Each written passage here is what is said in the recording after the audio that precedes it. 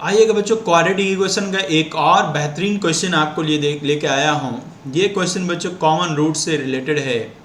यहाँ आपको कहा है the value of a for which the equation x cube plus a x plus one equals to zero and x की power 4 plus a x square plus one equals to zero have a common root is.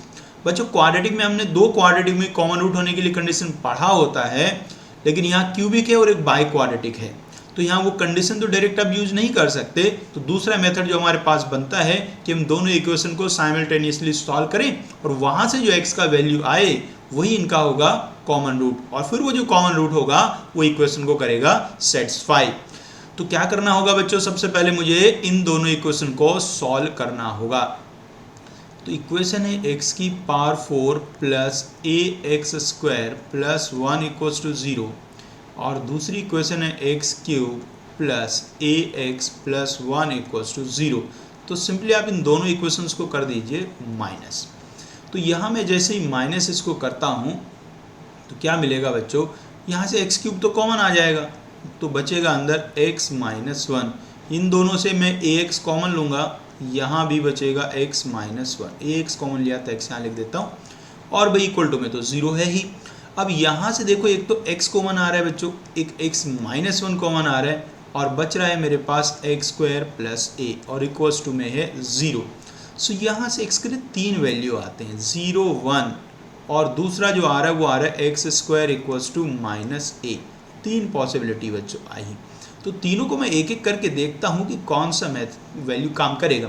पहले यदि मैं देखो x को zero put करता हूँ, यहाँ देखिएगा, यदि मैं x को ज़ीरो पुट करता हूँ, कोई भी इक्वेशन पकड़ ली, मैंने यही वाली इक्वेशन पकड़ी, इसमें x को अब जीरो पुट करिए तो क्या बनेगा, zero plus one is equal to zero. ये तो सेटिस्फाई हो ही नहीं रहा है, सेटिस्फाई नहीं हो रहा है, इसका मतलब जीरो तो रूट हो ही नहीं सकता, तो ये वाला तो आपको लेना है नहीं।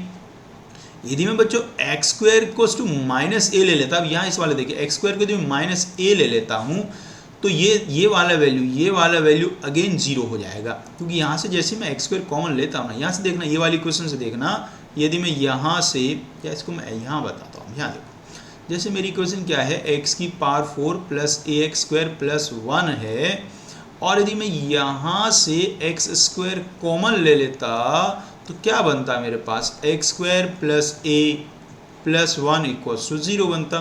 तो यहाँ से यदि आप देखें तो x का वैल्यू जीरो नहीं हो सकता, जो मैंने पुट करके भी देखा, क्योंकि जीरो हो गया तो ये पूरा वैल्यू जीरो हो जाएगा, वन इक्वल्स टू जीरो हो जाएगा। दूसरा एक्स स्क्वायर प्लस ए का वैल्यू भी जीरो नहीं हो सकता, उससे होने से भी वन इक्वल्स टू जीरो वाला सीन बनेगा।